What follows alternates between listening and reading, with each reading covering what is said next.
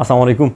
FIA ने हदायत जारी कर दी हैं कि हम बड़ा स्ट्रिक्ट एक्शन लेंगे, इदारों के ख़िलाफ़ जो लोग इस टाइम साजिश कर रहे हैं हम उनको पकड़ के लाएंगे और बैरून मुल्क में जो लोग बैठे हुए हैं ओवरसीज़ पाकिस्तानी हैं हम उनको गिरफ़्तार करेंगे और इंटरपोल के थ्रू उनको पकड़ के पाकिस्तान लाएंगे और सज़ाएँ देंगे। अजीब सा, यानी कि ये मुल्क और अजीब से निज़ाम, अजीब सा कानून, पूरा कार्टून नेटवर्क है। जिन लोगों ने इस मुल्क में अरबों रुपए की करप्शन की उनको तो नहीं पकड़ा। और दूसरी बात यहीं पर मैं वाज़े कर दूँ, आइन और कानून यानी कि हमें ये इजाज़त देता है कि हम आइन और कानून के इदारे में रह के अपने इदारों पर तनकीद कर सकते हैं। जहाँ चोरी नज़र आएगी हम बोलेंगे कि फ़लाँ जगह चोरी हो रही है, फ़लाँ आदमी चोर है। अच्छा, जब पकड़ने की बात आई तो उस पर भी आते हैं।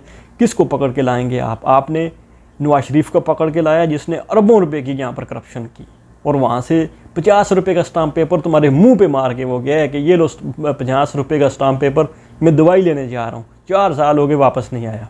इसहाकदार ने 7 साल मुफरूरी काटी, 7 साल के बाद वो वापस आया। तुम्हारे अंदर अगर इतनी हिम्मत थी पकड़ने की या इतना ही तुम्हें जुनून था पकड़ने का तो उसको पकड़ के लाते। वो अपनी मर्ज़ी से आया और आके उसको आपने वज़ीर ख़जाना बनाया।